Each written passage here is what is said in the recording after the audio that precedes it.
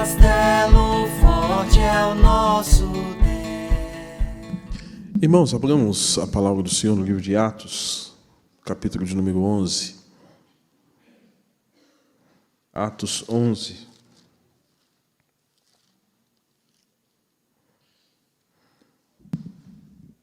Nós vamos estar lendo do verso de número 19 até o verso de número 26. Atos 11, 19 a 26. Diz assim a palavra do Senhor. Os irmãos, acompanhem a leitura. Então os que foram dispersos por causa da tribulação que sobreveio a Estevão se espalharam até a Fenícia, Chipre, Antioquia, não anunciando a ninguém a palavra, senão somente aos judeus. Alguns deles, porém, que eram de Chipre e de Cirene, que foram até Antioquia, falavam também aos gregos, anunciando-lhes o evangelho do Senhor Jesus. A mão do Senhor estava com eles. Muitos, crendo, se converteram ao Senhor. A notícia a respeito deles chegou aos ouvidos da igreja que estava em Jerusalém e enviaram a Barnabé até Antioquia. Tendo ele chegado e vendo a graça de Deus, alegrou-se e exortava a todos que, com firmeza de coração, permanecessem no Senhor, porque era homem bom, cheio do Espírito Santo e de fé. E muita gente se uniu ao Senhor. Partiu Barnabé para Tarso à procura de Saulo, tendo encontrado, levou-o para Antioquia, e por todo um ano se reuniram naquela igreja, ensinaram numerosa multidão. Em Antioquia foram os discípulos pela primeira vez chamados de cristãos. Vamos ler, irmãos, o verso de número 21 e o verso de número 26 juntos? 21 e 26, vamos lá? A mão do Senhor estava com eles, e muitos, crendo, se converteram ao Senhor. 26. E, tendo encontrado, levou para Antioquia, e por todo um ano se reuniram naquela igreja, e ensinaram numerosa multidão. Em Antioquia, os discípulos, pela primeira vez, chamados cristãos. Senhor Deus, nosso Pai, mais uma vez, rogamos misericórdia, compaixão. Usa, Deus, do teu amor para conosco em nos edificar, em nos guiar, em nos orientar, mediante, Deus, esse mistério, quando a Tua palavra é lida e pregada, de converter pecadores, de direcionar os Teus servos, os Teus filhos, de alimentar, de fortalecer, de encorajar, de corrigir as nossas condutas. Ó Deus, usa na pequenez daquele que fala, daquele que lhe dirige a palavra, ó Deus, para que o Teu Espírito produza o que for necessário para abençoar a vida da Tua igreja. Não somente os que estão aqui presentes, mas os que estão nos assistindo por meio da transmissão. Assim oramos, ó Pai, com perdão dos nossos pecados, em nome de Jesus. Amém. Irmãos, antes de estarmos adentrando ao texto, é importante fazer uma recapitulação, ou lembrarmos onde é que nós estamos aqui. Capítulo 1 de Atos fala da igreja orando. Cerca de 21 pessoas orando, depois 120 pessoas orando, até que no capítulo 2 nós temos o dia de Pentecostes, festa do Pentecostes, onde é cumprido a promessa de Deus, onde o Espírito Santo é derramado sobre a igreja, cumprindo Joel capítulo de número 2 e tantas outras palavras proféticas que o Senhor havia dado até então. Capítulo 3, nós temos, portanto, a descrição de Pedro e João cheios do Espírito Santo, indo ao templo às 3 da tarde para orar.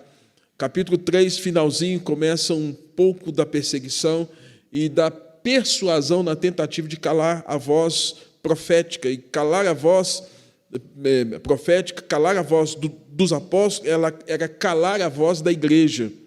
A voz da igreja passou a incomodar o comportamento da igreja, a vida da igreja e o poder de Deus sobre a igreja passou a incomodar.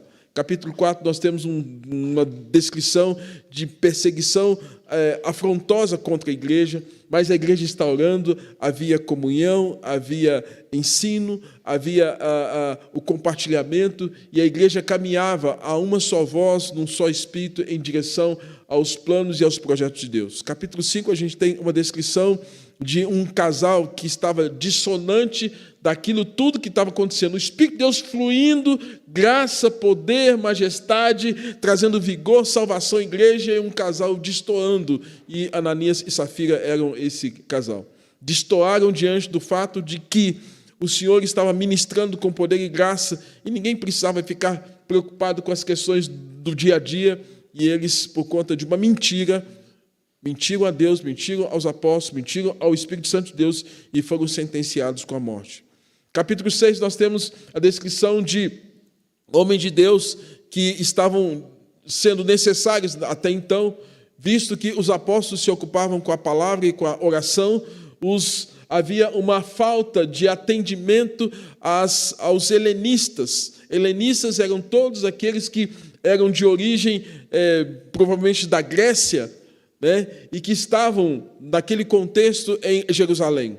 Lembrando que, até os dias de Jesus, houve uma influência do Império Grego-Romano.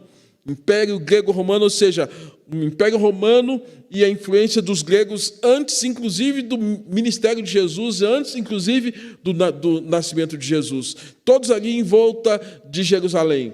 E o Pentecoste também atingiu os que eram helenistas. E muitas viúvas estavam sendo esquecidas à medida que a igreja tinha comunhão, os estrangeiros estavam sendo esquecidos. Então Deus, por meio da direção do Espírito Santo, estabelece que houvesse a eleição de diáconos. 7 nomes, dentre eles Estevão, Prócoro, Nicanor, Timão, Pármenas, esses homens cheios do Espírito Santo, homens cheios de reputação, fé, de confiança, de temor a Deus, com credibilidade da igreja, são eleitos, dentre eles Estevão. Estevão, homem cheio do Espírito Santo, é esse que agora tem o entendimento de comunicar as verdades de Deus. Deus está fazendo coisas tremendas por meio dos diáconos, por meio dos apóstolos, sinais e prodígios, gente sendo curada, gente sendo liberta, gente sendo salva, algo acontecendo porque a igreja tinha comunhão com o Senhor. A igreja não tinha aquela preocupação com a instituição, a igreja era a fé, a confiança, o temor, o testemunho, a santificação voltados para o ensino de Jesus, e agora reaprendendo ou aprendendo a lidar com o ensino dos apóstolos. Capítulo 7, então, a gente tem esse Estevão, homem cheio de fé e cheio do Espírito Santo, fazendo um resumo do Velho Testamento. Esse homem incomoda por conta das suas verdades. Irmãos, o evangelho, quando é pregado, incomoda o pecador. O evangelho, quando é pregado, não deixa o pecador confortável. É por isso que muitas pessoas, talvez não entendendo isso, vão de encontro direto à pessoa do pregador ou do propagador da mensagem do evangelho. Porque, irmãos, o evangelho nunca vai nos deixar de maneira confortável. Vai sempre mexer em algum conteúdo, porque é luz que vai espargir sobre as trevas da nossa alma, do nosso coração e da nossa vida, e que de alguma forma vai nos incomodar e vai nos constranger. E Pedro, bem como tantos outros apóstolos, e agora no capítulo 7, Estevão, é esse que está pregando, fazendo uma síntese do Velho Testamento, e vai incomodar. Incomoda. Quando esse incômodo vem, quando a palavra é pregada, quando o evangelho é anunciado, porque da mesma forma que ele vem trazer a salvação, ele vem trazer o sentenciamento. A mesma palavra que traz arrependimento e fé vai trazer condenação para aqueles que não creem. E agora o que nós temos é a descrição de que Estevão é levado ao julgamento pelo Sinédrio. Estevão, então, é apedrejado de maneira descarada. Todos estão ali para lançar um pouco de suas pedras. Estevão, cheio do Espírito Santo e fé, tem uma epifania, um momento singular da contemplação do céu se abrindo e desfruta, então, da presença de Deus. Enquanto isso, Saulo consentia na morte dele. Saulo era aquele militar romano que perseguiu, que afrontou e que de todos os modos e de todas as formas quis calar a voz da igreja, porque ele era fiel ao Império Romano, ele era fiel àquilo que o imperador definia como verdade, mas Paulo pautava a sua fé e a sua vida numa grande mentira. É o que muitas pessoas fazem também. Eles pautam a vida em cima de mentira e se fixam na mentira, que se torna uma fortaleza e um sofisma. Paulo era alguém que estava pautando a sua vida e a sua carreira nesse grande sofisma que era o Império Romano, como se o império fosse verdade, como se o império fosse Deus e o imperador fosse a própria figura de Deus. Capítulo de número 8, uma das investidas de Saulo contra a igreja, caminho de Damasco, algo surpreendente acontece. Capítulo de número 8 e 9 vai tratar, então, desse momento em que Saulo ele tem um momento singular. A perseguição agora é diferente. Não é ele que está perseguindo a igreja, é o Senhor que está perseguindo o apóstolo, ou o futuro apóstolo. É o Senhor que está no encalço dele, para mudar o caráter, a vida, a conduta, o pensamento, as atitudes e, sobretudo, o destino final dele. Saulo é esse, irmãos, que está perseguindo a igreja, tem autorização, tem a carta, tem todo o aval necessário do Império Romano para massacrar, para assolar, para arrastar com as suas carruagens e seus cavalos os que eram do caminho, que esse era o nome que era dado àqueles que eram seguidores de Cristo. Mas esse Saulo, irmãos, perseguido agora pelo próprio Deus, ouve uma voz diante de uma luz, e é questionado sobre isso. Saulo, Saulo, por que você está indo contra mim? Por que você me persegue indo atrás desses que são do caminho, que me seguem? Quem és tu? E a voz é clara, audível. Eu sou Jesus. Não aquele Jesus crucificado. Não aquele Jesus marcado com a coroa, com os pregos nas mãos, mas o Jesus ressuscitado, o estado de glorificação. É um Jesus que agora se manifesta não como aquele servo sofredor de Isaías, mas o Jesus vivo, ressurreto, e que tem em suas mãos o cetro, e que agora tinha o poder de estar assentado à direita do Pai Todo-Poderoso. Esse Jesus agora que estava diante de Saulo. E algo surpreendente acontece, porque Saulo tem o entendimento de que ele não podia mais lutar contra aquilo. Eu posso dizer que muitos de nós talvez tenha sido um Saulo da vida, que fugiu do Evangelho, fugiu da palavra, fugiu de Deus, fugiu das coisas do Senhor, fugiu da santificação, fugiu dos propósitos de Deus. Saulo é esse que estava fugindo. É como muitos de nós, e como nós cantamos, né? Perdido vaguei. Nós estávamos perdidos, vagando, e Saulo vagava. E, amados, o que a gente tem, portanto, agora é esse Saulo que muda de vida. Fica cego algum tempo, sem poder de visão, sem poder de se locomover adequadamente, se abriga em determinado lugar, mas Deus, na sua providência, está cuidando de tudo para mudar a vida daquele que haveria de ser o escolhido de Deus. Saulo é esse, irmãos, que é encontrado por Ananias, à rua direita. Saulo é esse que, até então, por conta da sua postura, gera medo e assombro na igreja, que ninguém queria ficar perto dele, e agora alguns ficam informados. Não, agora ele também é um cristão. Como ele é um cristão, se antes ele era um perseguidor de Cristo? Ele matava e assolava a igreja. Saulo é esse, irmãos, que agora vira de uma fera, vira um homem dócil, um homem cheio da graça, cheio do Espírito Santo, um homem quebrantado, um homem que agora não assusta mais ninguém com a sua bravura, com a sua raiveza, porque o Espírito de Deus estava sobre ele. Convencido do seu pecado, da justiça e do juízo, porque essa é a obra do Espírito Santo sobre a vida do homem. Esse Saulo, irmãos, é alguém que está ali, agora pregando a palavra do Senhor, que está sendo trabalhado.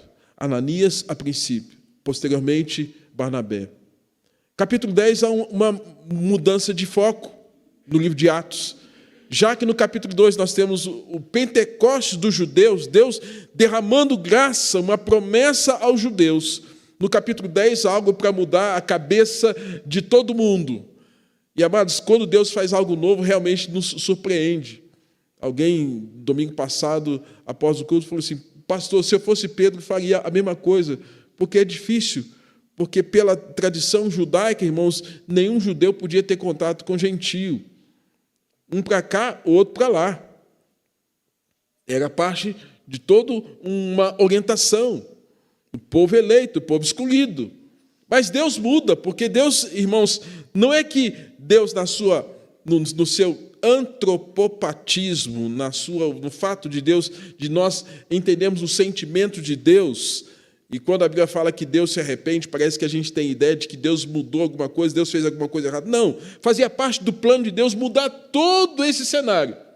Como também, pedagogicamente, Deus já estava tratando lá no Velho Testamento com a conversão de Raabe, a prostituta que veio fazer parte da genealogia de Jesus.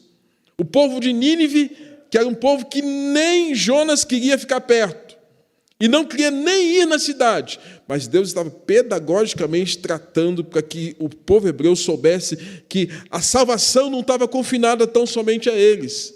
A graça salvadora não era exclusiva para eles, a ponto de Deus chamar a atenção em Romanos capítulo 10, dizendo que eles eram o povo da aliança, o povo da revelação, dos patriarcas, dos profetas. Tudo bem, mas agora Deus fez algo novo, vai enxertar, e esse enxerto vem através dos gentios. Capítulo de número 10, Deus dá uma visão para Pedro. Deus dá uma percepção, uma teofania para Cornélio.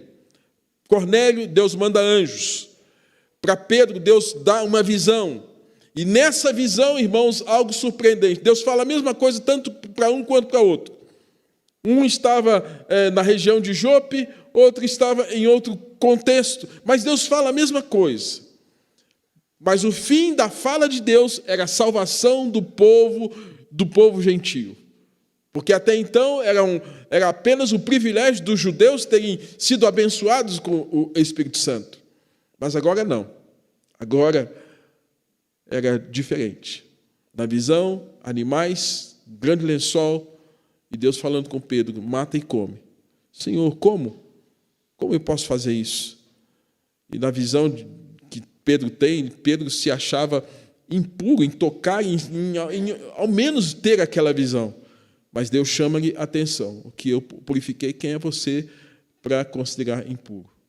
Na visão, na teofania, na aparição de 2 anjos para Cornélio, Cornélio ouve a mensagem, entende, envia os seus soldados, visto que Cornélio era um superintendente, uma autoridade romana, envia até a casa onde Pedro estava, e Pedro imediatamente atende. Se encontram. A casa de Cornélio está cheia. Visitantes, amigos, familiares, diz o texto, gente íntima. E quando você pensa em gente íntima, você pensa o seguinte: olha, eu quero convidar os meus melhores amigos para ouvir o que Pedro tem para dizer. Se fosse você, quem seriam os seus íntimos? Quem seriam essas pessoas mais próximas, parentes e amigos? Foi isso que aconteceu. Cornélio chama os íntimos. E nesse chamamento dos íntimos, irmãos, Pedro chega à casa de Cornélio. Os dois conversam. Um explica ao outro a visão, o outro explica a teofania. Entendidos. A palavra é pregada. E à medida que a palavra é pregada, irmãos, algo surpreendente acontece. Não na mesma dimensão de Atos 2. Porque em Atos 2 foi numa publicidade. A festa era pública. Jerusalém tomada de gente de 14 regiões do mundo. Mas agora o que estava acontecendo era numa casa, num reduto. E nesse reduto só tinha gentio. Mas Deus já estava trabalhando o coração de Pedro, o preconceituoso. Preconceituoso até porque, como eu disse, alguém me disse domingo passado, pastor, se eu fosse Pedro, falaria a mesma coisa. Porque talvez pela má interpretação e pela fixação e pela falta de hermenêutica, interpretação do que Deus haveria de fazer, Pedro conservava dentro dele grande preconceito. Como muitos de nós conserva grandes preconceitos, muitos preconceitos, até que Deus faz cair as escamas dos nossos olhos para que a gente veja as coisas como de fato são. Pedro prega, e à medida que Pedro prega, a descrição de Atos, irmãos, de Lucas, é que o Espírito Santo vem sobre aquelas pessoas, vem sobre aquelas vidas. O Espírito Santo desce e vai fazer a mesma coisa que aconteceu lá em Atos 2. O Espírito Santo desce agora não especificamente sobre os judeus, mas sobre os gentios, gente que ninguém dava nada, gente que, tal qual os gentios, tinham o maior orgulho de não serem nem gentio e nem mulher, mas agora veio sobre eles. Encheu a casa, encheu aquelas vidas. E quando o Espírito Santo desce, irmãos, ele vem com o fim de convencer o pecador de que ele é pecador. Ele vem convencer o pecador de que a justiça de Deus é aplicada por meio de Jesus e que não há salvação para o pecador se não for Jesus. O Espírito Santo vem para consolar, para confortar, para curar as feridas do passado, para tirar tudo aquilo que, na verdade, o pecado veio trazer sobre a vida do homem. O Espírito Santo veio sobre os gentios. Agora, irmãos, capítulo de número 10, nós temos o Pentecostes dos gentios. Atos 2, Pentecostes dos judeus. Atos 10, Pentecostes dos gentios. Deus fazendo a obra salvífica, trazendo conversão aos pecadores, mudando a história de vida das pessoas e dando um sinal para gerações futuras de que Ele faz o que Ele quer, do jeito que quiser, na hora que quiser e com quem Ele quiser. Amados, aí Pedro é esse então que explica isso tudo, fala. Aí agora chega em Jerusalém a informação de que Pedro tinha ido ter contato com os gentios. Pedro estava sozinho.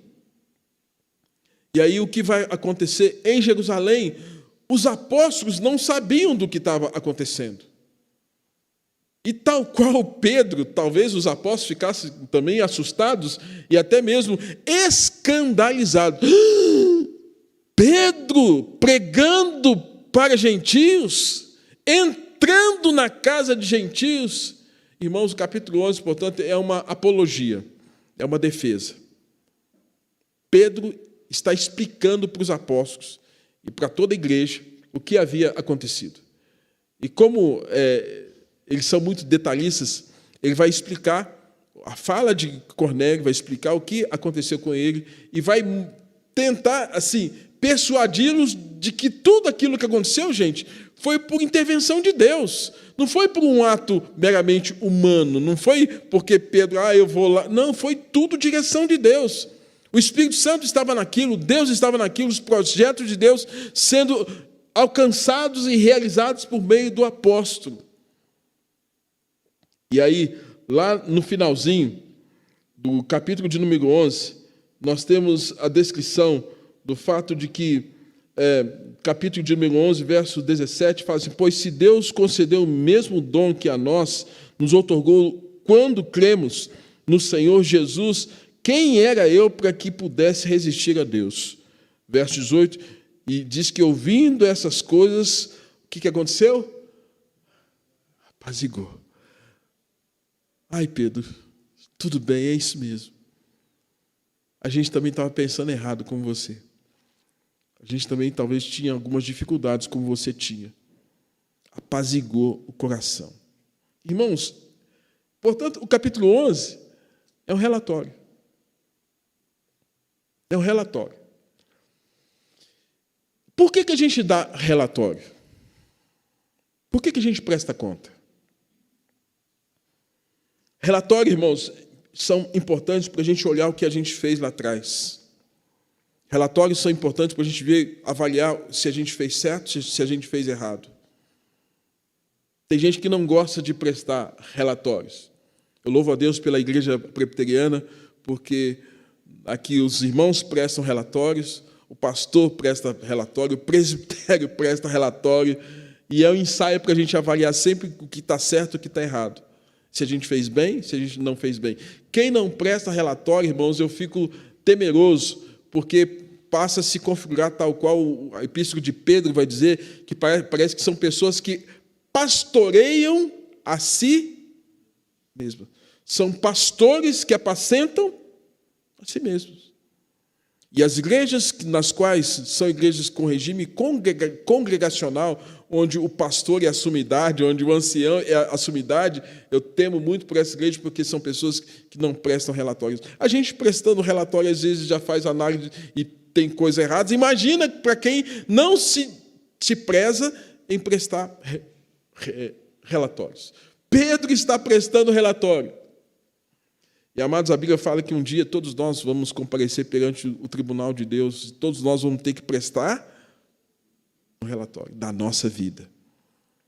E, geralmente, no dia do nosso ofício fúnebre, no dia que a gente morrer, as pessoas vão falar de nós. E o que elas falam de nós tem a ver com um pouquinho desse relatório. De como foi a nossa vida, se foi bem, se foi mal. Tem gente que, às vezes, o estilo de vida foi tão ruim, tão perverso, que às vezes no sepultamento não tem nada o que se falar, porque não tem nada o que dizer. Queridos, o texto aqui, que introduzi para você entender isso, é um texto que tem como ênfase para dizer que a mão do Senhor estava com eles. Quem? A igreja. A mão do Senhor estava com a igreja. Aqui, a partir do verso de número 19, já não é mais um diálogo de Pedro. É uma descrição de Lucas do que estava acontecendo com a igreja, fruto de todos esses acontecimentos, desde Atos, capítulo de número 1. Quando a gente vê, irmãos, o texto aqui, dizendo a mão do Senhor, nós temos que entender o seguinte: a Bíblia nos ensina que Deus é Espírito. João 4, 24, Deus é Espírito. E importa que os seus adoradores o adorem em Espírito e em verdade. João capítulo 1 fala que esse Deus que é Espírito, ele se encarnou. O Verbo se fez carne e habitou entre nós, cheio de graça e de verdade. Jesus é o Deus encarnado. Isaías capítulo 9, 6, o Emanuel. Porém, irmãos, quando a Bíblia quer nos ensinar sobre quem é esse Deus, vai usar formas humanas para a gente entender como é que Deus age. E aqui, na descrição, vai dizer que a mão do Senhor estava sobre eles. Alguns textos que nos ajudam a compreender isso. 2 Crônicas, capítulo 32, 8 e 9, fala assim: com eles está apenas um braço humano, mas conosco está o braço forte. Quando fala de braço, irmãos, Deus não tem braço, porque Deus é Espírito. Mas a ideia, a presença de Deus estava com eles. No texto de Isaías, que nós lemos aqui, capítulo 59, diz o seguinte, que a mão do Senhor não está encolhida. Para a gente entender, Deus não está com a mão fechada para abençoar você. Deus não está com a mão fechada para ministrar graça, salvação e bênção sobre a sua vida. Mas à medida que o nosso pecado se torna evidente, presente, o que acontece? Nós deixamos de receber bênçãos. E somente a graça do Senhor, somente as ações de Deus podem mudar esse cenário. Quando nós lemos o Salmo de número 33, 13, fala assim que o Senhor olha dos céus e observa toda a humanidade, que Deus tem olhos, para a gente entender que Deus vê todas as coisas. Isso se chama antropomorfismo, atribuir formas a Deus que são formas humanas. Em Apocalipse 1,13 fala que Jesus é aquele que anda no meio dos candeeiros de ouro. Jesus, então, andando no meio dos candeeiros, que é semelhante ao Filho de Homem. Ou seja, mostrando, irmãos, que a Bíblia quer nos ensinar que esse Deus encarnado, por meio de Jesus, ele está no meio da sua igreja, ele está no meio do seu povo, e anda no meio dos candeeiros de ouro. A ideia de candeeiro de ouro, desse povo que foi lavado e purificado e remido pelo sangue do Cordeiro. Portanto, quando a gente olha para a expressão a mão do Senhor, a gente tem que entender que é a presença de Deus. Então, nesse relatório que nós temos aqui, de Atos, capítulo de número 11, onde Lucas está trazendo esse registro quer nos mostrar o seguinte: é preciso olhar no retrovisor do que aconteceu do capítulo de número 10 até o capítulo de número 1. O que aconteceu nesse período, nesse decurso de tempo? É exatamente isso. É olhar para trás e ver que Deus estava conduzindo a história naqueles dias. Irmãos, um dos grandes pecados da geração dos nossos dias é o pecado de falta de gratidão. Parece-me que nós estamos vivendo um tempo de que todos têm obrigação, mas ninguém tem dever. E, consequentemente, ninguém tem que ter o senso de gratidão pelo que acontece. E transferimos isso para as nossas relações e transferimos isso, inclusive, para a nossa relação com Deus. Como se Deus fosse obrigado a fazer aquilo que a gente quer. Não, Deus não é obrigado. E quando nós achamos que Deus é obrigado, nós achamos que Deus é quem nos deve. E por isso nós perdemos um senso de gratidão.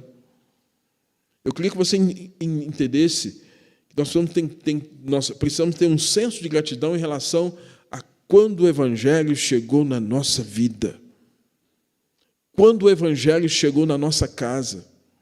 Quando o Evangelho nos abraçou, a despeito de sermos tal qual Saulo, perseguidores ou opositores, ou ignorantes, ou alheios, tal qual Efésios capítulo de número 2 nos ensina, alheios às coisas de Deus. Nós temos aqui, irmãos, alguns aspectos que destacam a presença de Deus, a mão de Deus sobre a igreja, a mão de Deus sobre o seu povo. Primeiro destaque, a mão do Senhor sobre os dispersos da tribulação, que é o que está no verso de número 19. Então os que foram dispersos por causa da tribulação que sobreveio a Estevão, se espalharam até a Fenícia, Chipre e Antioquia, não anunciando a ninguém a palavra, senão somente aos judeus. A mão do Senhor estava sobre aqueles crentes. A mão do Senhor estava sobre a igreja, a despeito de todos esses momentos difíceis. E aqui o destaque é que houve a diáspora, a dispersão, os crentes que estavam ali, Jerusalém, e que também agora estão vendo tudo aquilo que está acontecendo naqueles dias através do evangelho que chega aos gentios. Diz a palavra que muita gente se agrega ao evangelho por conta disso. Diz assim, esse avanço que houve do evangelho gerou, sobretudo, a consciência de que Deus estava no controle de todas as coisas. 2 eventos, a perseguição sobre a igreja, a morte de Estevão, foram elementos importantes para que houvesse a dispersão. Mas, apesar de todo aquele cenário, a igreja não perdeu a sua consciência missionária. A igreja não perdeu o seu viés de levar a palavra de Deus, que era a sua grande missão. Parece-me que estamos aí diante do fato de que a pandemia está começando a ter novo avanço. Já tivemos 2 primeiros momentos muito fortes. E a minha pergunta, irmãos, é se nós vamos permitir com que a pandemia nos cale, nos impeça de fazer o que temos que fazer e impeça até muitos irmãos de vir à igreja.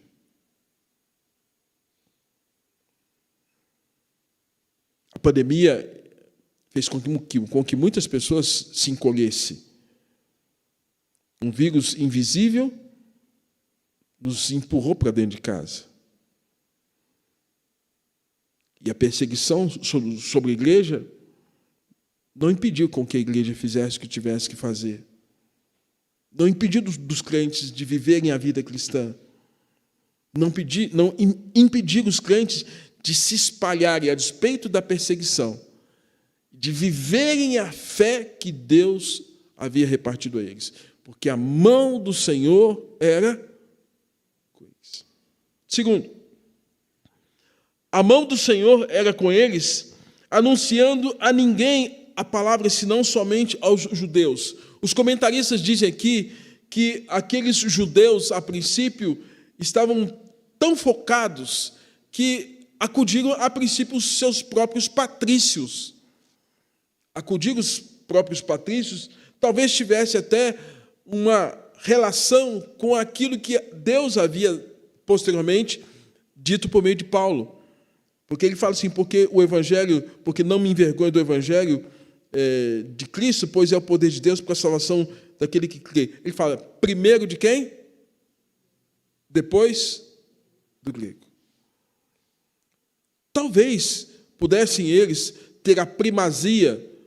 Olha, vamos cuidar dos nossos patrícios, vamos levar a palavra aos nossos patrícios. Mas não podemos esquecer de quem? Dos gregos. Num tempo de dificuldade, vamos levar a palavra aos irmãos, à igreja. Mas é preciso lembrar dos que não são da igreja, digamos, os gentios, os que não são da fé. Isso, irmãos, fez com que eles entendessem, a mão do Senhor estando com eles, não os confinou a terem olhos tão somente voltados para si mesmos. Mas, amados, a igreja entendeu que precisava expandir-se através da pregação, mesmo em tempos de dificuldade, mesmo em tempos de perseguição. Romanos capítulo 1, verso 22 e 24, o próprio apóstolo Paulo diz assim, porque os judeus pedem um sinal, os gregos buscam sabedoria, mas nós pregamos a Cristo crucificado, que é escândalo para os judeus e loucura para os gregos, mas para os que são chamados, tanto judeus como gregos, lhes pregamos Cristo, poder de Deus e sabedoria de Deus. Para os judeus, pregamos a Cristo. Para os gentios, pregamos a Cristo. É o evangelho que tem que chegar, é a palavra de Deus que tem que chegar. Amados, isso mostra que a igreja não perdeu a sua visão de cumprir a sua missão. E era tudo muito novo, mas a igreja estava atenta, ligada ao que estava acontecendo. E aí, a descrição que temos, que essa boa mão do Senhor estava sobre eles, de maneira que, apesar da dispersão e da tribulação, o Senhor era com eles. A boa mão do Senhor era com eles, apesar de estarem anunciando o Evangelho, Deus estava com eles, de maneira que o Evangelho chegava com poder à vida das pessoas. A mão do Senhor não somente fez isso, mas diz o texto, no verso de número 23, que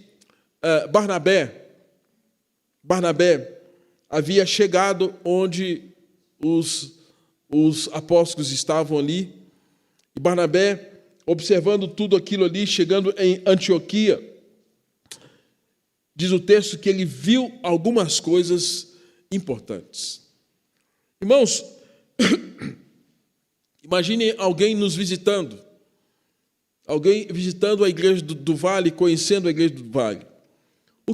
Que impressão que as pessoas terão ao conversar conosco, ao ter algum tipo de contato conosco? Quais as impressões que nós passaremos para as pessoas? Quando temos gente nova, a gente tem alguns comportamentos. Primeiro, a gente olha, faz um raio-x de cima e embaixo. A nossa tendência é, nossa, se for muito diferente, você, nossa, ou ele é muito rico, ou ele é muito pobre, ou é alguém muito diferente de mim, ou ele é muito velho, é muito novo, não quero nem saber. A gente já o quê? Se afasta. Hoje cedo falamos sobre dom de hospitalidade. Hospitalidade é a gente olhar para o outro e ter essa empatia, esse contato, e saber quem é, saber o nome, se preocupar, convidar. Qual das duas atitudes nós teríamos? E que impressão que nós passaríamos se chegasse alguém aqui para nos visitar? Falar dos problemas da igreja, falar das dificuldades da igreja, falar das conversões, dos batismos, falarmos de quê? O que nós falaríamos? Amados, quando Barnabé chegou naquele lugar, onde os crentes estavam sendo perseguidos, Atos 8:1 fala que a igreja dispersou por causa, a partir da morte de Estevão. E agora estava se acirrando um pouco mais. Quem estava aqui no estudo de quinta-feira, eu passei um vídeo falando de todos os imperadores, até o século IV, que perseguiu a igreja de Cristo. Nero, Trajano, Alexandre e tantos outros mais que perseguiram por causa do evangelho. E, amados, quando Barnabé tem contato com esse grupo, com essas pessoas, ele fica surpreendido. Diz o verso de número 23, tendo ele chegado, vendo a graça de Deus, alegrou e exortava a todos que com firmeza de coração permanecessem no Senhor. O que está acontecendo aqui, irmãos? Barnabé, ele via a graça de Deus sustentando os crentes, vendo a graça de Deus. Você se lembra de Paulo dizer, a minha graça, ouvir de Deus essa palavra, trouxe alento e encorajamento para Paulo. A minha graça te basta. Essa graça estava presente sobre a vida da igreja naqueles dias, então não tinha tempo e nem motivação para reclamar. Segundo, aqueles crentes trouxeram alegria ao coração de Barnabé. Diz que ele se alegrou. Ele se alegrou. Ele se alegrou em ver aquela igreja, irmãos, daquele jeito. Você se lembra lá no livro de Neemias, a alegria do Senhor é a nossa força. Quando o povo tem alegria em Deus, é uma alegria renovadora, revitalizadora, alegria no Senhor. Eles estavam alegres apesar da perseguição. Se paz a mais doce me deres gozar, se dor a mais forte sofrer, ou seja o que for, tu me fazes saber que feliz com Jesus sempre sou. A igreja estava alegre. Terceiro, Barnabé, irmãos, dá uma palavra de encorajamento. Eu disse hoje cedo, exortar não é puxar a orelha. Exortar é ser suporte para o outro. E aí a pergunta é até que ponto que nós queremos ser suporte para alguém. Marido para esposa, esposa para marido, filhos para pais, pais para filhos, irmãos para co-irmãos.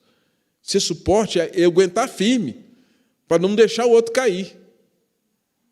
Aguentar firme para não deixar o outro cair. E essa era a condição que Barnabé está vendo e está dando uma palavra para encorajar. Desanima não, irmão. Fica firme. Vamos lá, segue em frente. Estou contigo. Irmãos, é isso que está acontecendo aqui. Parece coisa simples, mas é exatamente isso. Barnabé está encorajando a igreja, está se alegrando com eles, está vendo a graça de Deus sobre eles. E, por fim, irmãos, Barnabé está vendo a firmeza e encorajando a eles permanecerem firmes, sólidos na fé, perseverantes, com certa rigidez em termos de valores da fé. Algo surpreendente está acontecendo, porque a mão do Senhor estava sobre eles. Quarto, irmãos, a mão do Senhor trazia gente nova e Deus usava crentes cheios do Espírito Santo se unindo à fé. Se você se lembra lá no capítulo de número 8, quando vai falar de Barnabé, vai falar do caráter dele, vai falar de Ananias e Barnabé, bem como Estevão, bem como Pedro e tantos outros, eram homens cheios do Espírito Santo. E o verso de número 24 vai dizer assim, porque era homem bom. Quem era homem bom? Barnabé. Era homem bom, cheio do Espírito Santo e fé. Barnabé tem essa convivência com aqueles irmãos. E é muito específico o texto que fala assim, e muita gente se uniu ao Senhor, naquele contexto da igreja perseguida, os crentes em efervescência, num fervor, no entusiasmo com a fé cristã, com Jesus, com a palavra, com o evangelho, e agora você tem a figura de Barnabé junto deles. Some um pouquinho a figura de Pedro. Barnabé com eles. Ah, irmãos, isso aqui é muito simbólico. É muito simbólico. A soma de gente que vive cheia de fé e cheia do Espírito Santo é um indício forte para se ter como resultado a pregação do Evangelho com poder, com autoridade. Uma pregação que leva ao convencimento dos pecadores do pecado, da justiça e do juízo. e, consequentemente, salvação. Então, quando você tem gente cheia do Espírito Santo, com gente carente da graça e do Evangelho, gente, o resultado disso é que Deus pode usar isso como algo poderoso para mudar o curso da história da vida de muitas pessoas. E aqui, Barnabé era esse homem cheio de fé e cheio do Espírito Santo. Então, Deus até então usou Pedro, usou João, usou Estevão. Agora, mais uma vez, da mesma forma que usou Barnabé para cuidar de Paulo, agora Deus está usando Barnabé para que a palavra de Deus, pregada por meio de Barnabé, chegasse no coração daquelas pessoas. E aí vai dizer o seguinte: e muita gente se uniu a Barnabé. É isso, irmãos. Diz o texto, olha, capítulo 11, 24. Uniu-se a Barnabé, irmãos. E muita gente se uniu a quem? Ao Senhor. Então, tudo que a gente faz é para que as pessoas se unam ao Senhor.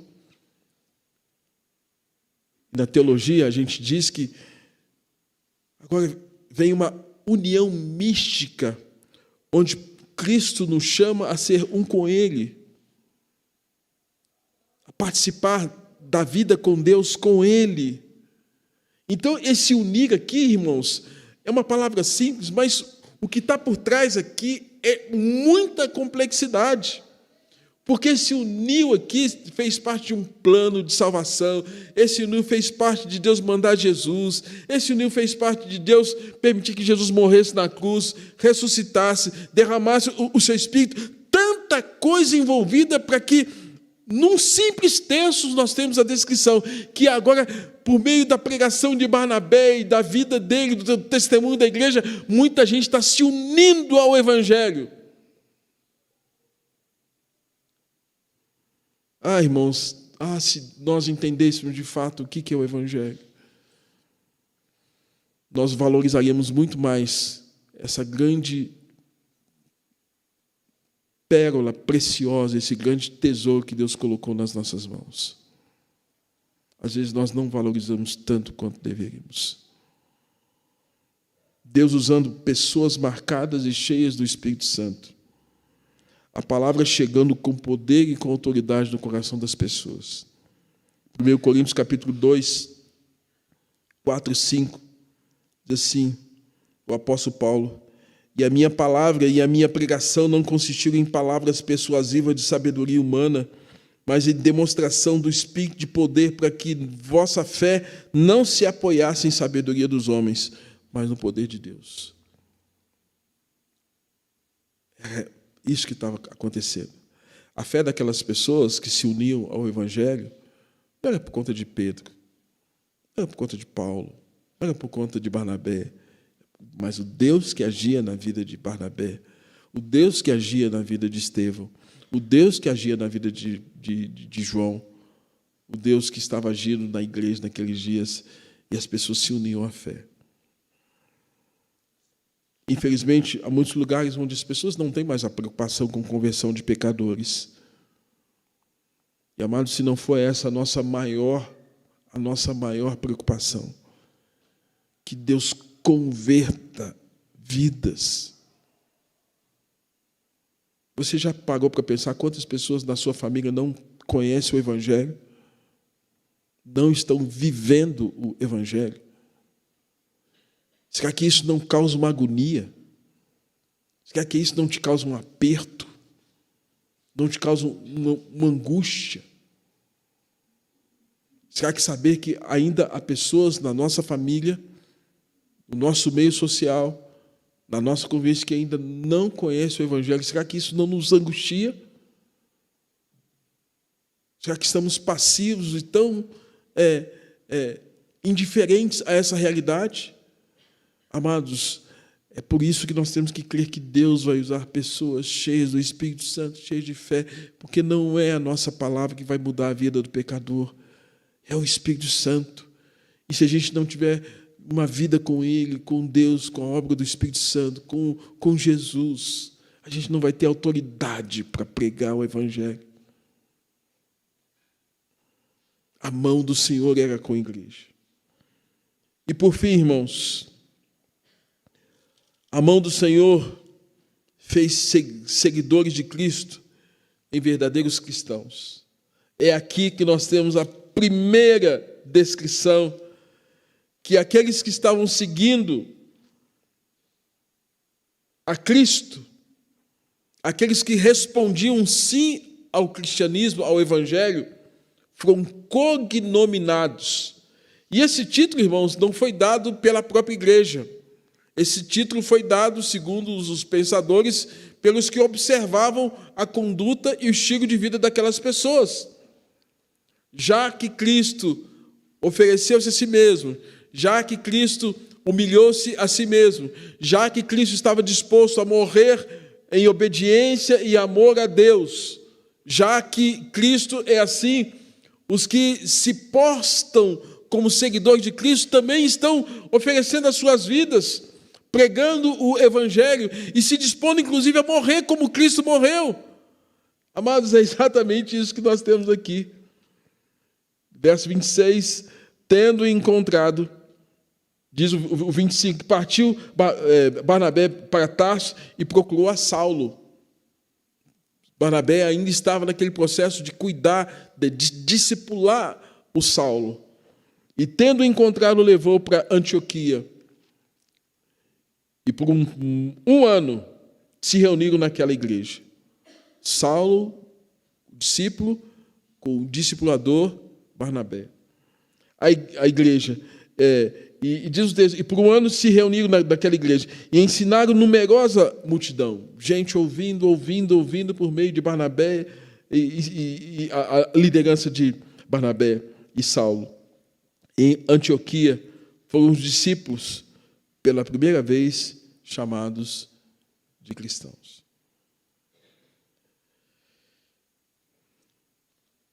Palavra cristão, pequenos cristos. Pequenos cristos.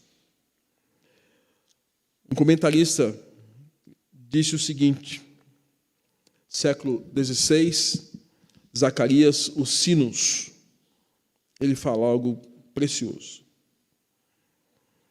A palavra cristão que você se identifica completamente, significa que você se identifica completamente com Cristo, porque é um discípulo de Cristo. Mas para muitos cristãos, essa identificação parece aplicar-se apenas no culto de domingo durante a semana. Muitos cristãos parecem colocar de lado a etiqueta de cristão que exibem aos domingos ao cantar louvores e ler as Escrituras. Alguns vivem a semana focados em várias motivações, menos a Cristo. No século XVI, portanto, Zacarias o Sinos formulou a pergunta e também a resposta. Por que, pela fé, sou membro de Cristo? E assim, compartilho da sua unção. Tenho o poder de Deus sobre a minha vida. Sou ungido. Sou ungido para confessar seu nome e aprender-me e apresentar-me a Ele como sacrifício vivo, santo e agradável com ações de graças. Para esforçar em boa consciência contra o pecado, contra o diabo nesta vida. E depois reinar triunfantemente com Cristo. Sobre toda a criação por toda a eternidade. Essa é a resposta que ele traz para si mesmo, numa pergunta que ele faz: por que eu sou cristão? Por que eu sou um seguidor de Cristo? Ele diz: eu fui ungido para lutar contra o pecado. Eu fui ungido para ter esperança. Eu fui ungido para ter a consciência de que o pecado, o diabo não pode dominar. Eu fui ungido para ter a consciência de que eu vou reinar com Cristo. Eu fui ungido porque eu sei que vou estar com Ele por toda a eternidade. Irmãos, a igreja recebeu poder para isso, porque a mão de Deus, a mão do Senhor estava sobre ela. Eu concluo, irmãos, essa fala, esse texto, levando à seguinte reflexão. Estamos conseguindo olhar no retrovisor da vida a mão de Deus sobre nós? A graça salvadora antes de tudo? Estamos conseguindo identificar o cuidado de Deus sobre as nossas vidas? Conseguimos olhar para trás e fazer um relatório: Senhor, o Senhor é que nos conduziu, o Senhor é que nos orientou, apesar da perseguição, nós estávamos na Tua presença, apesar da pandemia, nós continuamos a ler a Bíblia, vir orar e Te buscar. Será que nós estamos conseguindo olhar para um texto desse e apresentar um relatório da nossa própria história? Lembremos-nos, todos nós haveremos de comparecer perante o tribunal de Deus. E aí as desculpas não serão mais aceitas. O tempo já se foi. Que o Senhor tenha misericórdia de nós, que nós aprendamos com a igreja de Atos, uma igreja forte. Esse é o exemplo de uma igreja que está de acordo com os planos de Deus. Uma igreja crescente, uma igreja que busca agradar o Senhor, ainda que pague o preço com a própria vida. Vamos orar.